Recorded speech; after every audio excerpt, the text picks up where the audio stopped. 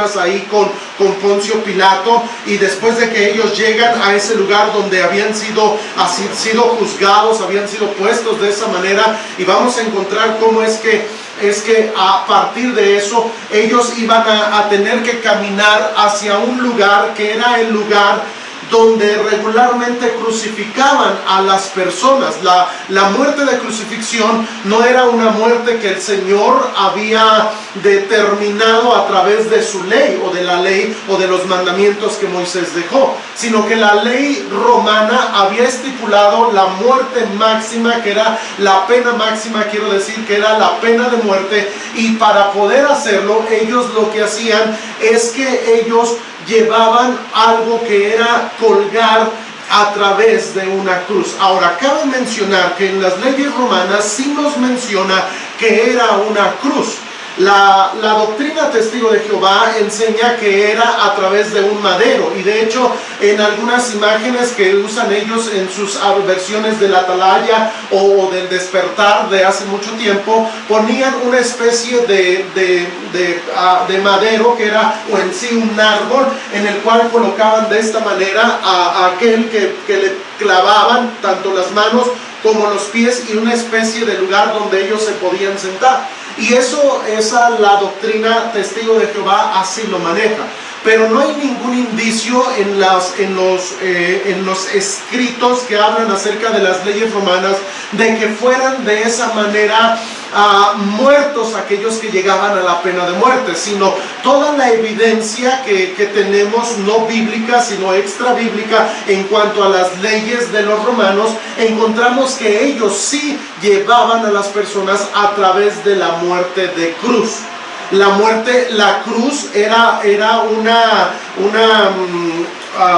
un indicio, o era algo que todos aquellos que veían la cruz decían: no, es que la cruz representa la muerte, porque los romanos de esa manera lo hacían. Cabe mencionar también, y para cerrar esto de la doctrina de Testigos de Jehová, que cuando el apóstol Pedro pidió ser crucificado al revés, y era también una cruz, no era un madero, y él dijo: quiero ser muerto como mi Señor, pero yo no soy digno de ser muerto así, simplemente colóquenme en una cruz, pero al revés. Y esa es lo que se encuentra en evidencia en cuanto a la cruz. Nosotros no adoramos la cruz, nosotros no veneramos la cruz, pero creemos que la cruz fue el instrumento por medio del cual el Señor fue crucificado y fue exhibido. Ahora miren, dice la Escritura que Él cargando su cruz. En otros evangelios vamos a encontrar que cuando nosotros leemos acerca de este mismo acontecimiento que se suscita en este tiempo, vamos a encontrar que no nada más el Señor cargó su cruz, sino que vamos a ver que la cruz fue colocada sobre otra persona, quiero decir. En el Evangelio de Marcos, si me acompañan por favor, la palabra de Dios nos expresa lo siguiente. Perdón, tengo mal el pasaje, pues déjenme ver, creo que entonces es en Lucas. Marcos 15.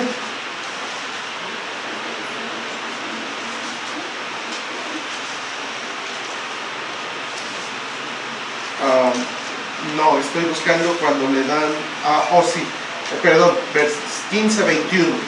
Dice la palabra de Dios que es el pasaje paralelo a este de Juan capítulo 19, donde dice: y él cargando su cruz salió al lugar llamado de la Calavera. Ahora miren esto, él sale cargando su cruz, el Señor va a salir cargando su cruz. Sin embargo, en esa salida vamos a encontrar que el Señor, y no vamos a encontrar evidencia, cabe mencionar, de las 3 caídas. ¿Se acuerdan que hay 3 caídas en el Vía Crucis católico romano?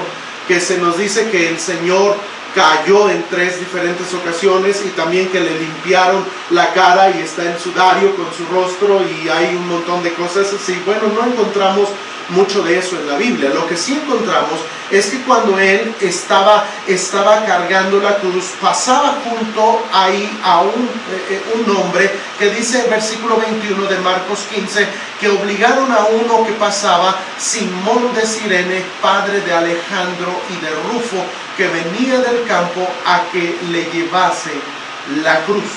Aquí vamos a encontrar, amados hermanos, cómo es que la cruz en ese caminar de cerca de kilómetro y medio fue llevada al inicio por el Señor Jesucristo. Ahora, este no es una contradicción que está diciendo, bueno, Cristo la llevó o la llevó este otro hombre.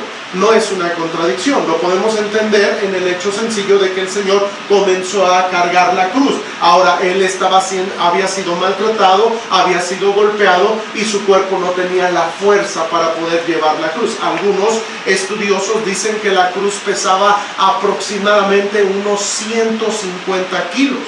Es decir, la cruz obviamente él no la iba a cargar, sino la iba a arrastrar, y de eso encontramos en la tradición regular, encontramos una cruz larga. Dicen los estudiosos que aproximadamente la cruz medía en su altura unos 3,5 metros. La razón de eso es porque cuando iba a ser colgado, ese tenía que verse, y tenía que verse desde distancias lejanas. Algunos eruditos dicen que probablemente inclusive rebasaban los 4 metros, porque cuando era colocado en el pozo, en el lugar donde iba a ser colocada la cruz, y hacían una especie de hoyo, de pozo ahí, que medía, dicen los estudiosos, aproximadamente 1 metro de altura, que esa bajaba para que de esa manera pudiera permanecer la cruz, porque era la manera en la cual los romanos lo llevaban a cabo. Ahora, imagínense cargar 150 kilos en 1,5 kilómetros. Ahora, cabe mencionar también que ese 1,5 kilómetros era en una pendiente hacia afuera de la ciudad de Jerusalén. Allí había un lugar que, bueno, yo acabo de investigar esto, y de hecho vi varios videos, porque yo siempre me he imaginado el cerro del Gólgota como un cerro grande, el cerro de la Calavera, se le conocía de esa manera, porque en el cerro del Gólgota era aproximadamente de unos 6 metros de altura. El cerro no era muy alto. Pero para poder llegar ahí se tenía que rodear, y cuando uno iba en la ciudad se veía una pared más o menos como de unos 6 metros de altura, y ahí en la pared abajo de donde ponían a los crucificados, ya que el ejército romano lo hacía de esa manera para que cuando la gente viera fuera algo muy fácil de todos los que estaban en la ciudad pasar allí y poder ver a aquellos que estaban siendo enjuiciados por algo malo que habían cometido. Era para que el pueblo temiera, era para que el pueblo supiera que con el ejército romano no se podían meter, con las leyes romanas no las podían violar, y el ejército o los romanos lo llevaban de esa manera. Pero era un cerro aproximadamente de unos 6 metros de altura, dicen los estudiosos, y que tenía unas especies de cuevas que cuando se veía hacia debajo o desde la ciudad, se veía como una especie de precisamente una calavera con los hoyos aquí, y se veía de esa manera, y por eso le titularon el Cerro de la Calavera, porque parecía en sí una calavera. Algunos otros le llamaban el Cerro de la Muerte, porque ahí parecía el lugar de una calavera, y también en la parte de arriba le daban muerte a todos aquellos que cometían algún delito. Ahora, cuando nosotros estudiamos la palabra de Dios, podemos encontrar que el justo moriría por los injustos. Hablando del Señor Jesucristo, la palabra de Dios dice que el Señor Jesucristo no tuvo ningún pecado. Él no cometió ningún pecado. Él no hizo algo malo por lo cual Él fuera crucificado. La palabra de Dios, sin embargo, estaba expresando y estaba diciendo que el Señor tenía que ser crucificado con el propósito de que a través de la crucifixión nosotros pudiéramos ser salvos. Porque no había otra manera en la cual el hombre podría ser salvo. El día de hoy estábamos testificándole el pastor Arturo y yo a una dama, pero no nos dejó hablar con ella. Era una testigo de Jehová precisamente. y le queríamos decir algo y no nos dejaba hablar. Y luego se enojó con nosotros y yo dije, bueno, se enojó porque dice, es que ustedes no me dejan hablar. Ni siquiera me dejó hablar a mí. No me dejó hablar ni siquiera nada. Y dice, es que ustedes no me dejan hablar. Bueno, pues sencillamente, hermanos, podemos nosotros entender, y esa dama decía, es que no nada más a través de la muerte de Jesús yo puedo ser salva. Sería muy fácil, dijo. Y yo trataba de decirle o trataba de hablar, pero no me dejó. Y mire, hermano, para nosotros tal vez pudiera ser fácil, pero en realidad no lo es. Para el Señor Jesucristo le conllevó su vida, dar su vida. El hecho de creer en Cristo como salvación, hermanos, es creer en la obra de Cristo.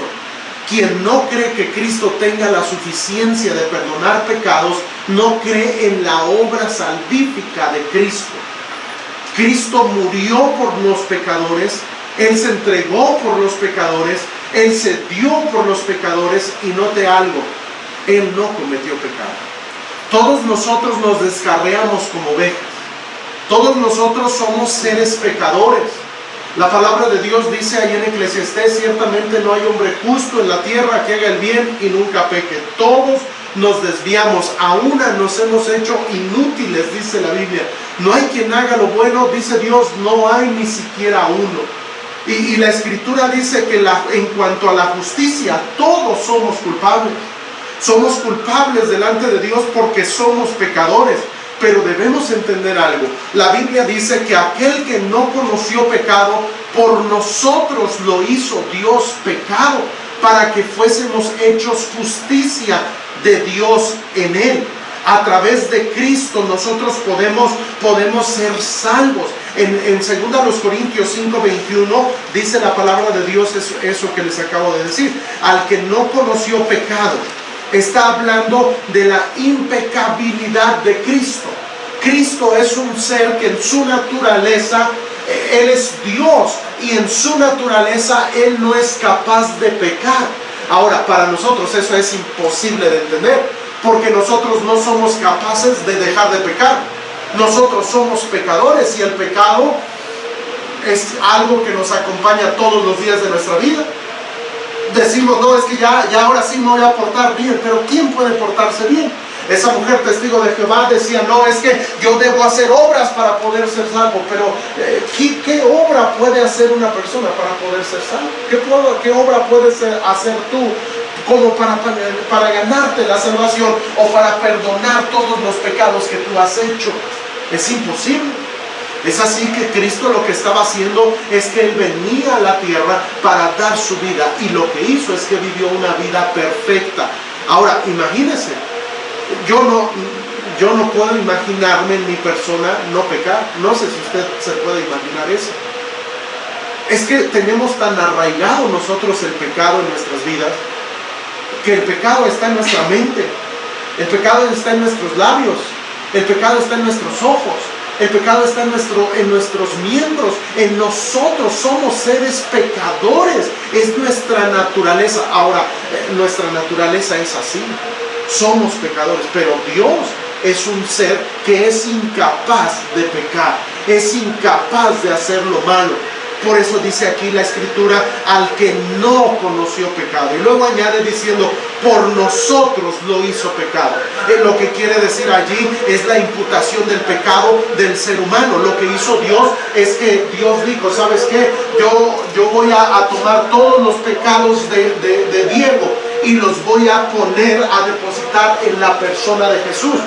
Esa es la imputación del pecado, y eso es lo que hace Dios con nosotros, nos quita todos nuestros pecados. Y cuando Dios Padre nos ve que ya no tenemos pecado, nos ve como si nunca hubiéramos cometido ni una mentira, ni una mala palabra, ni ningún tipo de pecado. ¿Por qué? Porque la justicia de Dios viene a nosotros. Al que no conoció pecado, Cristo por nosotros lo hizo pecado. Cuando Cristo expresaba, Dios mío, ¿por qué me has desamparado? Estamos hablando de la manera en la cual el Padre hizo cargó en el Señor Jesucristo el pecado de todos nosotros. Y eso lo tenemos ahí reflejado en la cruz del Calvario. El versículo 17, regreso a Juan capítulo número 19, dice que él, cargando su cruz, salió al lugar llamado de la calavera, y en hebreo Gólgota, y allí le crucificaron, y con él a otros dos, uno a cada lado y Jesús en medio. En otros evangelios nos menciona acerca de estos dos que le crucificaron. No se nos dice cuáles fueron los delitos por los cuales ellos iban a ser o fueron crucificados. Sin embargo, allí en los evangelios vamos a encontrar cómo se nos narra o se nos dice la manera en la cual estos que están siendo crucificados ahora vienen delante del Señor Jesucristo, y allí delante del Señor Jesucristo uno le empieza a decir: bueno, si tú eres el Hijo de Dios, desciende de la cruz y libértanos también a nosotros. El otro lo voltea a ver también y dice: bueno, tú no temes a Dios ni aún estando en esta condición. Y ve al Señor Jesucristo y le dice: acuérdate de mí cuando estés en tu reino. Ese malhechor lo que está haciendo es que encontramos a uno que niega a Cristo y otro que acepta lo que Cristo está haciendo. Ahora, mire esto. Aquel que aceptó, aquel que creyó que Cristo era Dios y que tenía poder para estar aún con vida y para poder estar en su reino, vamos a encontrar que en la Escritura se nos va a narrar acerca de estos hombres precisamente. Y vamos a los textos. En el Evangelio de Lucas, por favor, encontramos esto. En el versículo número 39 dice: uno de los malhechores que estaban colgados le injuriaba diciendo: si tú eres Cristo, sálvate a ti mismo y a nosotros. Respondiendo el otro le reprendió diciendo: ni aún temes tú a Dios, estando en la misma condenación. Nosotros a la verdad justamente padecemos porque recibimos lo que merecieron nuestros hechos, mas este ningún mal hizo. Ahora mire esto. Aquí encontramos en uno de los malhechores el hecho de poder creer que todo lo que conllevaba el hecho de que Cristo se había declarado a sí mismo Dios, de que Él era un ser sin pecado, de que Él era el Hijo de Dios. Este hombre, estando en su prácticamente lecho de muerte, ahí en esa tortura, él creyó en el Señor Jesucristo. Ahora, aquellos que dicen: bueno, para poder nosotros ir al cielo necesitamos hacer obras. Aquí tenemos el ejemplo de estas personas que no tuvieron la oportunidad de hacer alguna obra. Ahí mismo se nos dice en este mismo pasaje, el versículo 42, y dijo a Jesús: acuérdate de mí cuando vengas en tu reino. Es decir, él creyó que él era rey, él creyó que él era el Salvador, él creyó que era Dios. Ahora déjeme preguntarle: ¿usted cree en eso? ¿Usted cree que Cristo tenga poder para salvarle? ¿Usted cree que Cristo sea el Dios encarnado? ¿Usted cree que Él sea el Dios todopoderoso? La Biblia dice que al que cree todo le es posible. Y la palabra de Dios dice también que el que cree en el Hijo tiene la vida. El que no cree en el Hijo no tiene la vida. Este hombre le dice: acuérdate de mí cuando vengas en tu reino. Ahora miren esto, ¿qué estamos encontrando allí? Estamos encontrando a una persona que está creyendo en lo que Cristo predicó. Él habló de su reino. El Evangelio de Mateo es el Evangelio del reino, y ese Evangelio, el Señor habló mucho acerca del reino de los cielos. Él dijo: el reino de los cielos se ha acercado, y de muchas maneras Él se va a ser colocado como el rey. Inclusive aquí en la misma cruz dice la Escritura, y no pierdan eso, ahorita regresamos a Lucas, pero en Juan capítulo número 19 dice que en la parte de encima de la cruz, en una especie como de madera, escribió también Pilato un título que puso sobre la cruz, el cual decía: Jesús Nazareno, Rey de los Judíos. Es decir, él estaba siendo expuesto, crucificado, y arriba estaba siendo colocado el título de rey de los judíos. Aquel que está a su lado logra leerlo. Estaba escrito eso en 3 idiomas. De hecho, aquí mismo nos lo dice. Dice la palabra de Dios, versículo 20: y muchos de los judíos leyeron este título porque el lugar donde Jesús fue crucificado estaba cerca de la ciudad, y el título estaba escrito en hebreo, en griego y en latín. Estaba yo viendo, como les dije hace un rato, cómo es ahora el lugar de la calavera, ese cerro, y les digo que no es muy alto.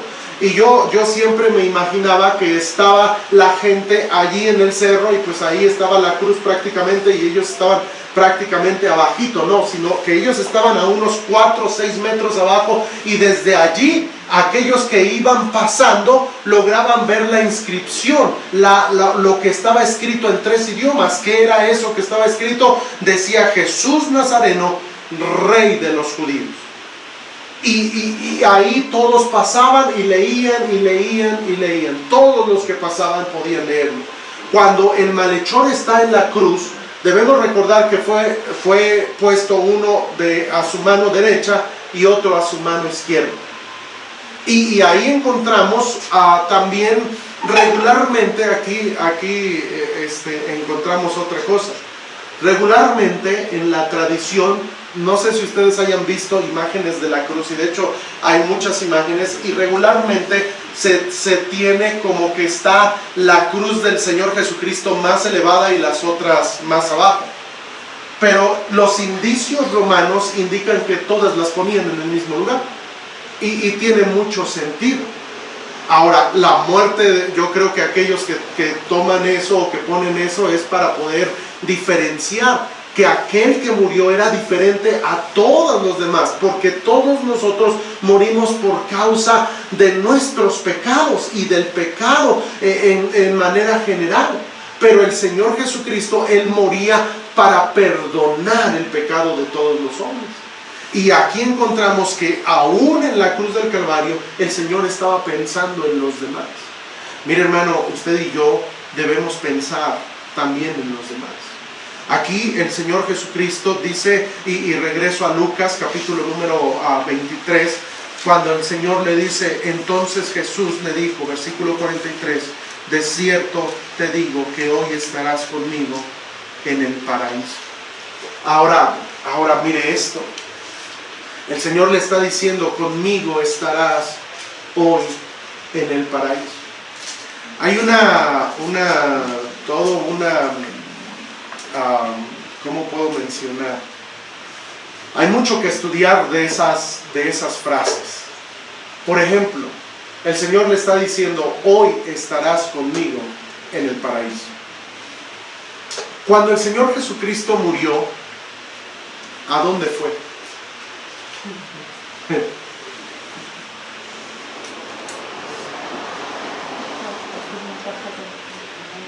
Dice la Biblia que Él fue a las partes más bajas de la tierra. Él fue a predicar a los que desde los tiempos de Noé, dice la palabra de Dios, que ellos no creyeron, y el Señor fue a ese lugar a predicar. Y eso, hermanos, es algo que conlleva muchas cosas. En Efesios, por ejemplo, síganme por favor, en Efesios capítulo número 4 dice acerca del Señor, versículo 9 dice: y eso de que subió, ¿qué es? Sino que también había descendido primero a las partes más bajas de la tierra. Está hablando de Cristo, y está diciendo de que Él subió y dio dones a los hombres. Pero dice que Él mismo había descendido primero a las partes más bajas de la tierra. Cuando nosotros leemos el Evangelio de Lucas en el capítulo número 19, encontramos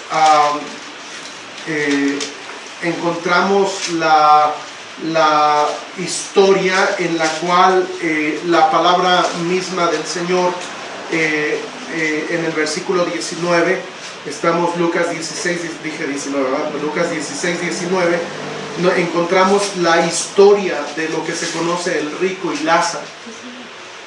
Lucas 16, 19 dice: había un hombre rico que se vestía de púrpura y de lino fino y hacía cada día banquete con esplendidez. Había también un mendigo llamado Lázaro que estaba echado a la puerta de aquel, lleno de llagas, y ansiaba saciarse de las migajas que caían de la mesa del rico, y aún los perros venían y le lamían las llagas. Y aconteció que murió el mendigo y fue llevado por los ángeles al seno de Abraham, y murió también el rico y fue sepultado, y en el Hades, que es la palabra para traducir infierno, alzó sus ojos estando en tormentos y vio de lejos a Abraham y a Lázaro en su seno. Entonces él, dando voces, dijo: Padre Abraham, ten misericordia de mí y envía a Lázaro para que moje la punta de su dedo en agua y refresque mi lengua, porque estoy atormentado en esta llama. Lo que encontramos allí es que en cuanto a las cosas que suceden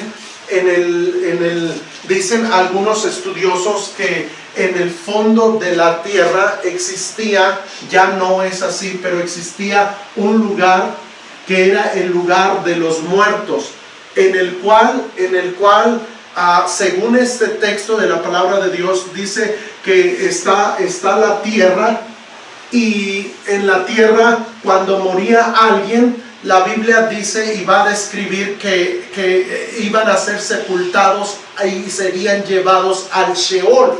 El Sheol es el lugar de los muertos.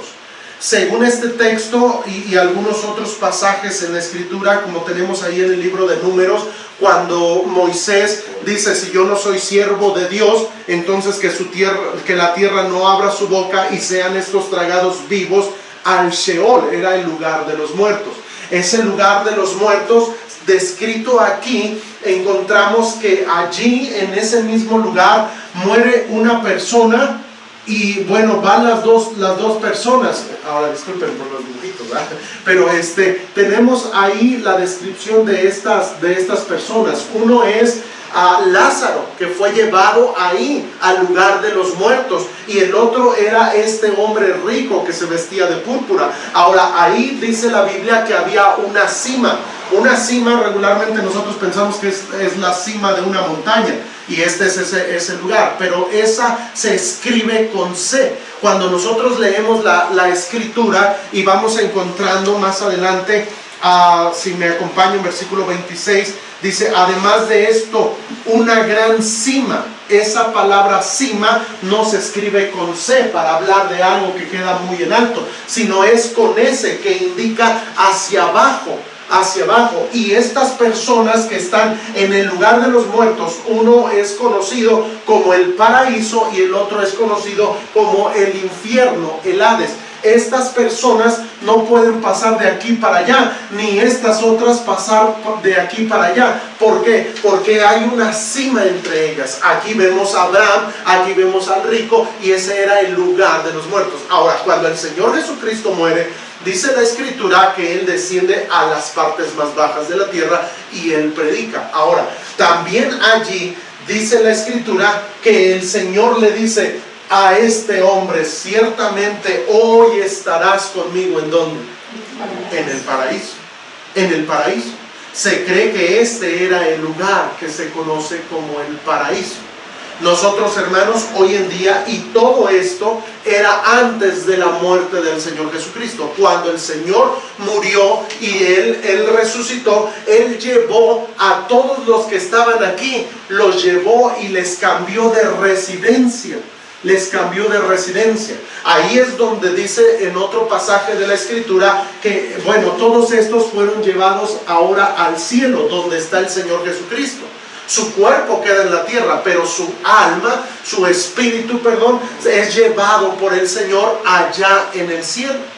Ahora, debemos también entender algo. La Biblia dice que el Sheol, el lugar de los muertos, se va extendiendo. Algunos teólogos piensan que lo que sucedió allí es que ahora este lugar se ha extendido porque muchas personas están muriendo y están yendo a ese lugar. Ahora, mira esto: el Señor Jesucristo lo que hizo es siempre estar pensando en los demás. Él siempre estaba pensando en las personas, de cómo alcanzarlas, cómo es que ellos pudieran ser salvos. Aún estando en la cruz, siendo atormentado, estando ya clavado en la cruz, dice la palabra de Dios que Él le dijo a ese hombre: ¿sabes qué? Por aquello que tú has creído que yo soy rey, y has creído que yo vendré otra vez. Y dices tú, porque son las palabras que expresó aquí este hombre que tenemos en la palabra de Dios, en el versículo número 42 de Lucas 23, dice: acuérdate de mí cuando vengas en tu reino. Es decir, Él creyó, y cuando Él creyó, el Señor Jesucristo le dice: de cierto te digo que hoy estarás conmigo en el paraíso. Es decir, esa persona creyó y fue salva. ¿Qué se necesita para poder ser salvo? Creer. Por eso, hermanos, nosotros no es que seamos altivos en el hecho de que podamos nosotros decir: no, pues es que yo, si me muero, voy al cielo. No, hermano, es porque hemos creído. Una persona que no ha creído en Cristo no sabe a dónde va a ir su alma. Esa señora con la cual tratamos de hablar esta tarde, ella decía: no, es que nosotros vamos a morar aquí en la tierra, y aquí vamos a vivir, y aquí vamos a vivir. No me dejó ni abrir la Biblia. Pero déjeme decirle algo: la palabra de Dios dice que cuando nosotros creemos en Cristo, en ese momento Él nos da la salvación. Este hombre en la cruz está en un costado de Él. Ahora déjeme decirle algo: Él había hecho algo bueno, ¿no? Por algo estaba allí, por algo estaba a punto, o había sido crucificado. Él había sido crucificado, estaba de esa manera, y tenemos en la palabra de Dios que el Señor le trae perdón. Eso quiere decir que una persona en su lecho de muerte, si le pide a Jesús el perdón de sus pecados, ¿Cristo le puede perdonar? La respuesta es sí. La respuesta es sí. Cuando tú tengas algún enfermo de tu familia, que digas: no, es que yo no sé si él es salvo o si no es salvo, yo no sé. Mira, ve al hospital, procura entrar y dale el plan de salvación. Dale el plan de salvación. Hay personas que están entubadas. Yo recuerdo ir con, ya no recuerdo quién era, pero recuerdo que fui en una ocasión con una persona, estaba entubada. Yo le tomé la mano y le dije: oh, si puedes oírme, apriétame la mano. Y la verdad no me la apretó. Y dije: bueno, pues yo no sé si me escucha o no, pero le voy a dar el plan de salvación. Me acerqué a su oído y le di el plan de salvación. Como por unos 10 minutos le estuve hablando de lo que Cristo hizo. No le solté la mano. Al final, cuando le dije que le pidiera a Jesús la salvación, Él me apretó la mano. Ahora, yo no sé si Él escuchó o no, o por qué me apretó la mano, no sé bien todo lo que pasó. Pero mire, hermano, yo estoy seguro que una persona puede ser salva aún en su lecho de muerte. Nosotros, hermanos, podemos alcanzar a personas ahí. A veces la gente es cuando ellos abren su corazón. Cuando una persona, miren, los ateos cuando están en enfermedades buscan a Dios. Las personas gnósticas, los que no creyeron y los que decíamos: es que es bien duro, es que no quiere saber nada de Dios. En el momento de su lecho de muerte, muchos abren su corazón. ¿Saben por qué? Porque la misericordia de Dios se extiende para todos. Y el Señor está aún siendo crucificado, y le dice: acuérdate de mí cuando vengas en tu reino. Y el Señor le dice: hoy estarás conmigo en el paraíso. ¡Qué bendición! Miren qué seguridad también da el Señor. Miren, aquí nos lleva a la doctrina de la seguridad de salvación. ¿Puede una persona estar segura de ir al cielo cuando muera? La respuesta es sí. ¿Por qué? Porque Dios nos da esa seguridad. Acuérdate, la Biblia dice: Dios no es un Dios de confusión. Dice la Biblia: antes sea Dios veraz y todo hombre mentiroso. Es decir, la seguridad que Dios da es una seguridad completa. Si tú no tienes seguridad de que cuando mueras vas a ir al cielo, déjame decirte algo, con mucho respeto, pero quizá no seas salvo. Porque todo aquel que hemos creído en Cristo tenemos esa seguridad. Eso es algo que viene a nosotros a través del Espíritu Santo. esa persona, ¿tú crees que iba a tener esa seguridad? Claro que sí. El Señor le dijo, hoy estarás conmigo en el paraíso. No le dijo, te voy a salvar aquí y pues ya te vas a ir a tu casa y vas a descender. No, porque la mejor promesa, hermanos, no es que nos pueda ir bien. La mejor promesa es que tengamos la salvación. El Señor pudo, déjenme preguntarles, ¿el Señor podía bajarse de la cruz y salvar a la petición que daba este otro malhechor? La respuesta es sí. Él es todopoderoso, Él pudo exterminar a todos los seres humanos. Pero dice la palabra de Dios que Él se sujetó a la decisión del Padre. Y que la cruz, de ser una señal de muerte, llegó a ser una señal de esperanza y de vida eterna. Ustedes y yo no adoramos la cruz. Pablo dijo, yo me glorío en la cruz. ¿Sabes por qué? Porque a través de la cruz nosotros tenemos redención. Porque sin derramamiento de sangre no hay remisión de pecados. La sangre del Señor Jesucristo fue derramada en la cruz. Y eso lo hizo por amor a nosotros. La Biblia dice, porque de tal manera amó Dios el mundo. Miren, hermanos, la muerte del Señor Jesucristo es un hecho de amor. Es un hecho verídico. ¿Con qué propósito? De darnos seguridad. Darnos seguridad. Hoy en día, todo aquel que viene a Cristo, todo aquel que cree en su muerte, su sepultura y su gloriosa resurrección, tiene vida eterna. Te pregunto, ¿tú ya creíste? ¿Tú ya tienes esa seguridad? ¿Eres genuinamente salvo? ¿El Espíritu de Dios mora en ti? ¿Has creído verdaderamente? Mira, porque la salvación no te la da una iglesia, solamente Cristo. Y debemos entender que Cristo siempre pensó en los demás. Ahora, termino diciendo, hermano, hay que pensar en las demás almas. Hay muchas más almas que necesitan de Cristo. Hay muchos malhechores hoy en día. Mire, hermano, cada vez la violencia es peor. Casi no existen hoy negocios que no hayan sido amenazados por el crimen organizado. La maldad es muchísima en la tierra. Cuando sobreabunda el pecado, sobreabunda la gracia de Dios. Y la gracia de Dios es para todos. Hermano, por eso debemos hablarle a aquellos familiares que no tienen a Cristo, a aquellos conocidos, a aquellos vecinos.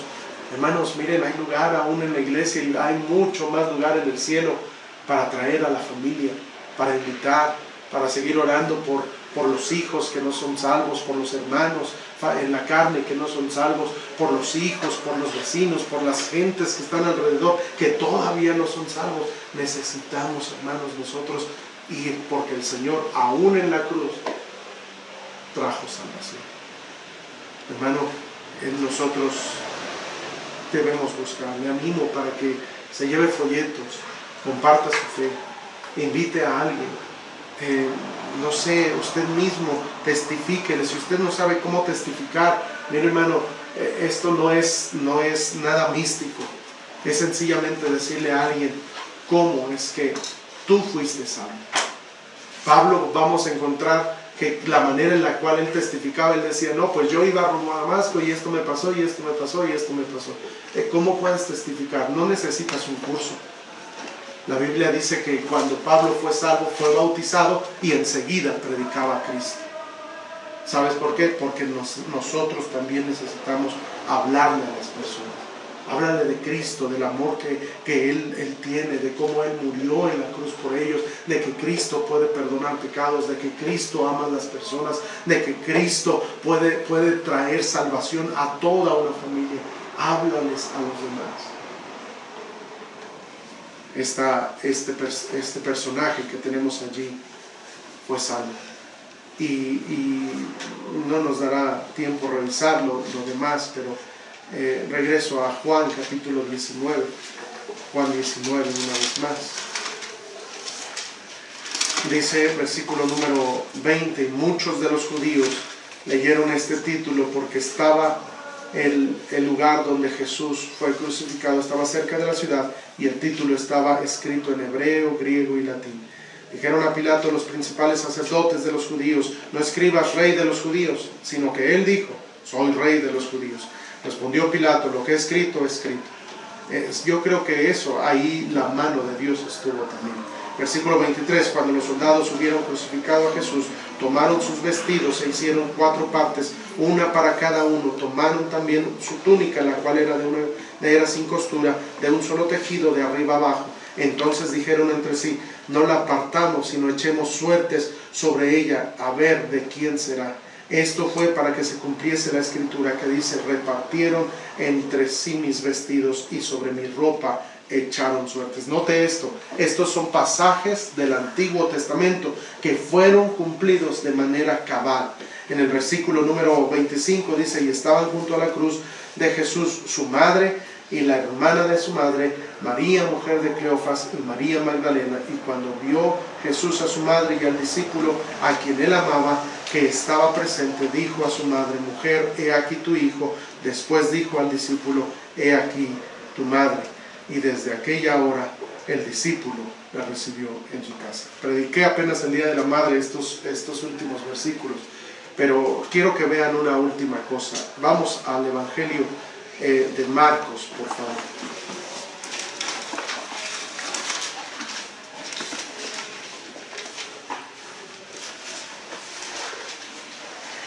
Vamos al Evangelio, perdón, es Lucas.